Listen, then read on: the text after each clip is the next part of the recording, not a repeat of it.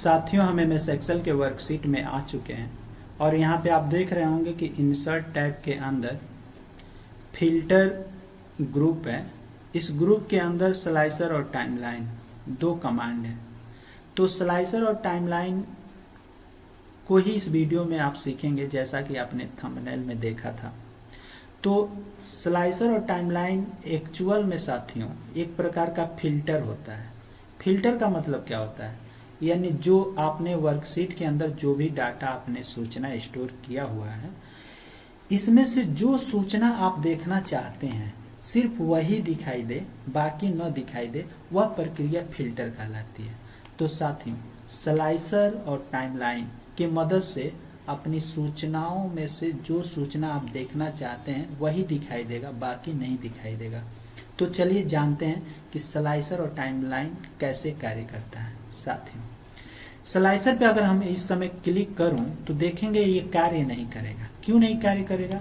क्योंकि इसको जैसा डेटा होना चाहिए ना, वो इसको मिल नहीं रहा है। ठीक है, तो इसके पहले यानी स्लाइसर का पे क्लिक करने से पहले आपके वर्कशीट के अंदर ये जो डाटा है ना, इसको आपको चुन के इसका टेबल बनाना होगा। साथियों, टेबल बनाना वर्कशीट में बहुत आसान है, यानी एमएस एक्सेल में आप जितना डेटा है ना, इस डाटा को चुन लीजिए।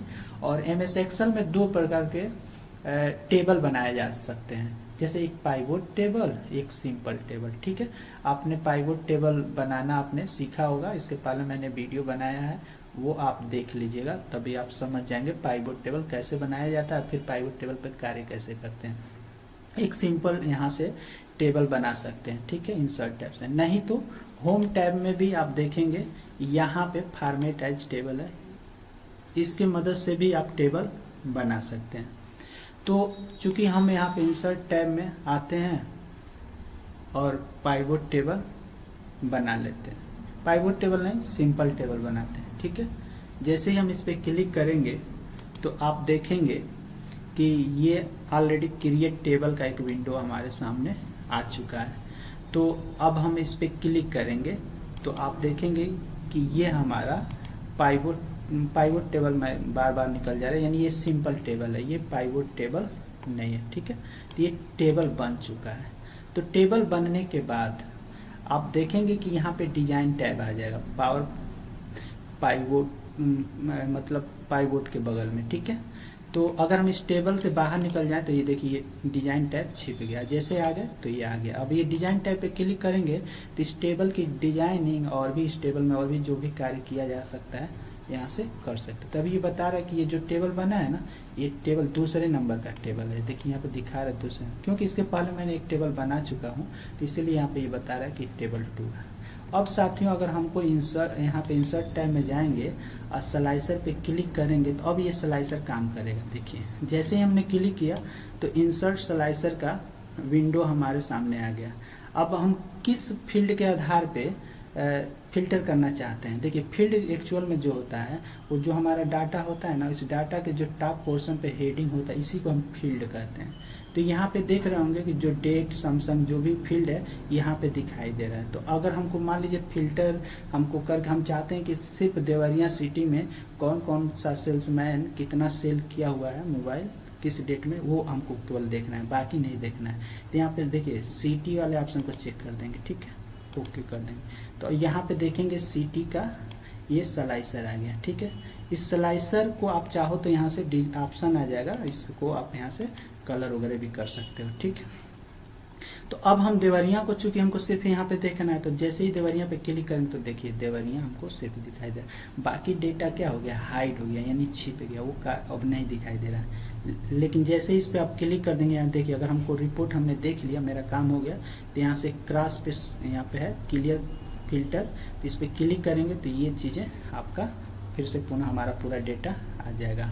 यदि हमको हाटा देखना है, हाटा पे क्लिक कीजिए, सिर्फ हाटा का यहाँ पे दिखाई दे रहा है। लेकिन हाँ, हाटा के अलावा हम चाहते हैं कि पडरौना का भी दिखाए, तो कंट्रोल बटन दबा लीजिए और पडरौना पे क्लिक कीजिए।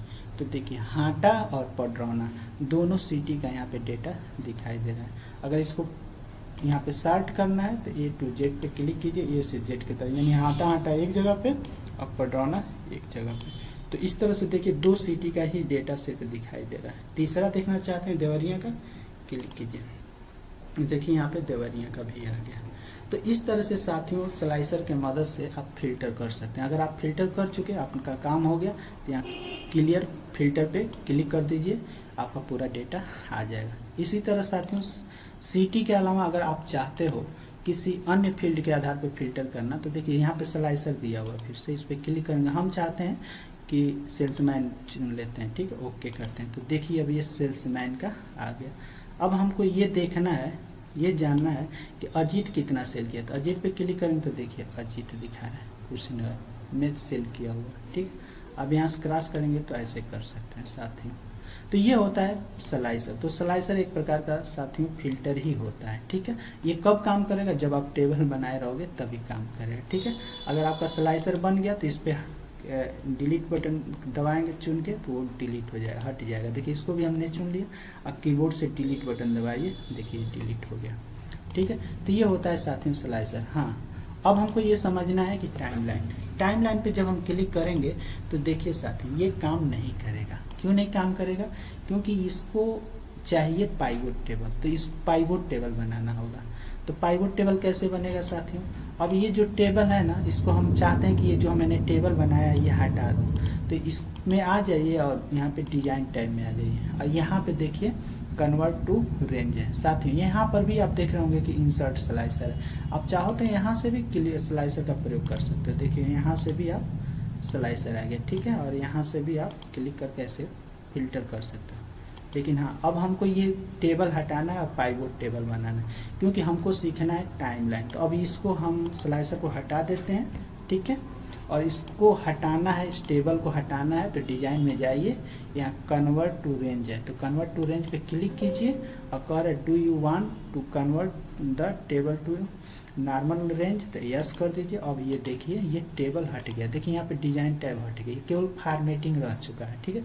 अगर फॉर्मेटिंग हटाना चाहते हैं तो चुन लीजिए जहाँ तक फॉर्मेटिंग आपने किया है, और फिर होम टैब में आके यहाँ पे देखिए क्लियर है, और क्लियर फॉर्मेट पे क्लिक कर दीजिए। ये हमारा देखिए ये फॉर्मेटिंग हट गया। अब ये हम चाहते हैं थोड़ा हम बोल्ड कर देते हैं और इसको थोड़ा बड़ा कर देते हैं। अब इसका हम पाइवोट टेबल बनाना चाहते हैं साथियों। पाइवोट टेबल पे ही कार्य करेगा, इसलिए हम टाइमलाइन, तो इसीलिए हमको क्या है कि पहले पाइवोट टेबल बनाना होगा। लेकिन हाँ, यहाँ पे देख रहे होंगे डेट वाला जो फील्ड है ना, जब मैंने फॉर्मेटिंग हटाया तो ये ऐसे हो गया। तो इस डेट वाले कॉलम को चुन लीजिए और फिर होम में जाके यहाँ पे शार्ट डेट है, तो इसको शार्ट डेट में मतलब कन्वर्ट कर लीजिए, यानी ये आपका डेट वाला फील्ड में हो जाएगा। साथियों एक चीज़ और हमको बतानी थी, जो टाइमलाइन हमारा जो ये फिल्टर है ये कब काम करेगा, जब आपके सूचना में डेट वाला फील्ड रहेगा तब काम करेगा। डेट नहीं रहेगा ना तो ये टाइमलाइन नहीं काम करेगा, ठीक है। क्योंकि ये डेट वाइज, ये भी एक प्रकार का फिल्टर है, लेकिन डेट के आधार पे ये फिल्टर करेगा। तो कैसे करेगा चलिए सीखते हैं। तो पहले तो आपको पता है कि टाइमलाइन कब काम करेगा, जब आप पाइवोट टेबल बनाओगे तब। तो पाइवोट टेबल बनाने के लिए आप क्या करेंगे, जिसका जो डेटा है, जिसका पाइवोट टेबल बनाना है उसको चुन लीजिए। और चुनना बहुत आसान है, बस चुन लीजिए और बस आप यहाँ पे जाइए इंसर्ट में, पाइवोट टेबल में, अब पाइवोट टेबल पे क्लिक कीजिए। अब पाइवोट देखिए यहाँ पे लिख रहा है क्रिएट पाइवोट टेबल, तो यानी ये पाइवोट टेबल बनाने का विंडो आ गया। चूँकि मैंने पहले चुन लिया था इसलिए यहाँ पे चुनने की हमको आवश्यकता नहीं है। अब कह रहा है कि जो पाइवोट टेबल आप बनाओगे वो एक नए वर्कशीट पे बनाना चाहते हो या एग्जिस्टिंग यानी इसी सीट पे। तो साथियों अगर न्यू सीट पे बनाना चाहते हैं वर्कशीट पे, तो बस यही ऑप्शन चुनने रहिए और ओके करेंगे तो ये नए वर्कशीट पे बना देगा। क्योंकि हमको इसी सीट पे बनाना है, क्योंकि डाटा हमारे पास बहुत कम है, तो हम इसके नीचे काफ़ी जगह है, तो हम चाहते हैं जस्ट नीचे पाइवोट टेबल बना दें, क्योंकि आपको समझाने में आसानी होगी। तो यहाँ एग्जिस्टिंग वाले ऑप्शन को चेक करेंगे। अब कह रहा है कि देखिए एग्जिस्टिंग वर्कशीट, तो लोकेशन पूछ रहा है, तो यहाँ कर्सर क्लिक कर दीजिए जिसमें कर्सर आ जाए। अब फिर हमको कहाँ बनाना है, यहाँ पे बनाना है पाइवोट टेबल, ओके कर दीजिए। तो देखिए साथ यहाँ पे पाइवोट टेबल बन गया, हमारा डाटा है यहाँ पे, इसका पाइवोट टेबल बन गया यहाँ पे। तो एक्चुअल में जो पाइवोट टेबल होता है ना, ये रिपोर्ट बनाने में बहुत मददगार होता है, बहुत बेस्ट, मतलब ये MS एक्सेल की सुविधा है पाइवोट टेबल। इसके माध्यम से हम बहुत आसानी से रिपोर्ट निकाल सकते हैं, ठीक है। तो चलिए रिपोर्ट कैसे निकालते हैं या फिर टाइमलाइन कैसे काम करता है सीखते हैं। तो यहाँ पे देखिए पाइवोट टेबल का बन गया है। तो यहाँ पे लिख रहा है to build a report choose field from the pivot table field list. देखिए यहाँ पे जब क्लिक करेंगे ना तो बगल में यहाँ पे पाइवोट टेबल फील्ड आ जाएगा, यानी यहाँ पे salesman, city, Oppo, Vivo, MI ये सब जो दिया है डेट सब आ चुका है। ठीक है, तो यहाँ पे अगर देख रहे होंगे कि जो हमारा डाटा है यही ऊपर वाला फील्ड है, तो यही चीज़ें हमारा पाइवोट टेबल यहाँ पे क्लिक करेंगे तो यहाँ पे बना हुआ है। ठीक है, अब हमको मान लीजिए हम ये देखना चाहते हैं किस सिटी में ओप्पो कितना सेल हुआ, तो पहले सिटी पे क्लिक करेंगे तो ये बता रहा है कि सिटी वाला आ गया। और जैसे ओप्पो देखना है तो अब क्लिक किए तो अब बता रहा है कि कप्तानगंज में टोटल इतना सेल किया गया है 354, और गोरखपुर में जो है आप देखेंगे 546 सेल किया, यानी किस शहर में कितना सेल किया गया ये आ गया। अगर हम ये जानना चाहते हैं किस शहर में कौन सा सेल्समैन कितना सेल किया हुआ है तो हमें आप सेल्समैन पे क्लिक कर देंगे तो देखिए शहर के अंदर आ गया कि किस शहर में कौन सा सेल्समैन कितना कितना सेल किया हुआ। तो ये देखिए रिपोर्ट आ गया। ठीक है, तो पाइवोट टेबल का काम यही है, लेकिन हाँ जो आपने रिपोर्ट निकाला है अब इसमें से फिल्टर, अब हम ये जानना चाहते हैं कि कौन कौन सा सेल्समैन जनवरी महीने में कितना सेल किया था, यानी जनवरी महीने में। देखिए ये जो हमारा डाटा है ना ये 3 तारीख 1 महीना 2023 का है। ठीक है, और यहाँ पे 2 तारीख 1 महीना 2023 का, तो ये यहाँ पे दिया हुआ है जो डेट, तो अलग अलग महीने का अलग अलग डेट का यहाँ पे दिया हुआ है। अब हमको यहाँ पे जो रिपोर्ट निकाला है ना, हम चाहते हैं कि कौन सा सेल्स मतलब जनवरी मंथ में किस शहर में और कौन सा सेल्समैन कितना सेल किया है ये हमको जानना है। तो अब यहीं पे हमारा काम करेगा साथियों टाइमलाइन। अब जैसे ही टाइमलाइन पे क्लिक करोगे ना तो देखो टाइमलाइन का विंडो आ चुका है, और यहाँ पे डेट पे क्लिक कर देंगे, ओके कर देंगे, तो यहाँ पे देखिए आपका ये भी स्लाइसर का ही तरह काम करता है बट ये टाइमलाइन है।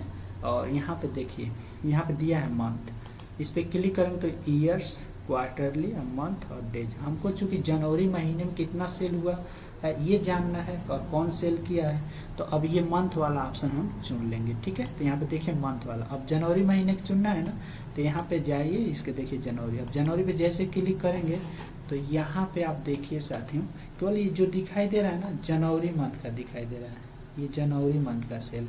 अब फरवरी में करेंगे तो देखिए फरवरी में बस इतना, मतलब फरवरी में कप्तानगंज में टीनू और ये देखिए हर जो है संजय मल्होत्रा यहाँ पे यही दिखाई दे रहा है। अब फरवरी में क्लिक करें तो देखिए फरवरी में कोई सेल नहीं है साथी, लेकिन जनवरी में सबसे ज़्यादा सेल। ठीक है, तो ये अगर हम ये देखना चाहते हैं मंथ के हिसाब से देखना है तो देख सकते हैं, क्योंकि हमारा जो डाटा है ना देखिए ये मंथ चुना हो तो जनवरी, फरवरी, मार्च में, अगर हम मार्च में करें तो मार्च में कोई सेल है ही नहीं। आप यहाँ पे देखिए कोई ऐसा तीसरा महीना है इसमें, कहीं तीसरा महीना नहीं है, यानी जनवरी फरवरी यहाँ 2 ही महीने का रिकॉर्ड ही है। ठीक है, तीसरे महीने का रिकॉर्ड नहीं, इसीलिए हम मंथ मार्च में क्लिक करें तो नहीं बताया, अब फरवरी में कर रहे हैं तो बता रहे हैं कि किस शहर में कितना हुआ। अगर हमको डेट वाइज देखना है साथियों तो यहाँ पे जाएंगे और डेज वाला ऑप्शन चुन लेंगे, तो देखिए ये डेज वाला आ गया।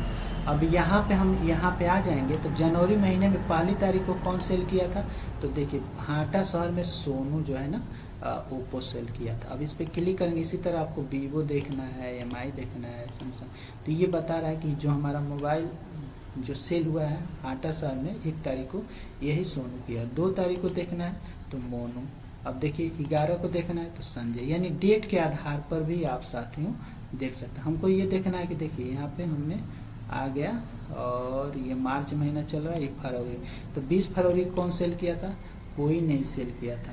21 फरवरी को कोई सेल नहीं किया था। देखिए यहाँ पे 11 जनवरी को किया था, देखिए साथियों। तो इस तरह से 5 फरवरी को, तो देखिए 5 फरवरी को दिखा रहा है। तो डेट के आधार पर भी आप फिल्टर साथियों कर सकते हैं। क्वार्टरली यानी 3-3 महीने का, तो देखिए 2023 में फर्स्ट क्वार्टर यानी जनवरी, फरवरी, मार्च, और सेकेंड क्वार्टर अप्रैल, मई, जून, तो ऐसे ही होता है। अगर हम सेकेंड क्वार्टर में देखना चाहते हैं तो कोई नहीं, क्योंकि जनवरी फरवरी में सेल ही है तो फर्स्ट क्वार्टर में सेल हुआ है, ना कि सेकेंड क्वार्टर में नहीं हुआ है। अगर हम यहाँ पे ईयरली चुन लें तो ईयर्स के, तो देखिए केवल 23 ही है तो केवल 23 का दिखा रहा है और कोई वर्ष है ही नहीं इसमें हमारे डेटा में। तो केवल 23 का है तो सिर्फ 23 का ही दिखाई दे रहा है। ठीक है, अगर बहुत कई वर्ष का रिकॉर्ड होता है, जैसे 22 को होता है, 21 को होता है, तो यहाँ पे 21, 22, 23 तीनों दिखाता। तो 2021 में कितना सेल होता तो क्लिक करते तो 21 का बताता, 22 पे क्लिक करते तो 22 का बताता, 23 पे क्लिक करें तो 23 का बताएगा। तो ये होता है साथियों टाइमलाइन। तो टाइमलाइन आप समझ गए होंगे, मैं उम्मीद करता हूँ। तो अब ये वीडियो ज़्यादा बड़ा ना हो जाए, इसलिए इसे समाप्त करते हैं। अगर वीडियो अच्छा लगे, समझ में आए, तो ज़रूर लाइक और सब्सक्राइब कीजिए। धन्यवाद।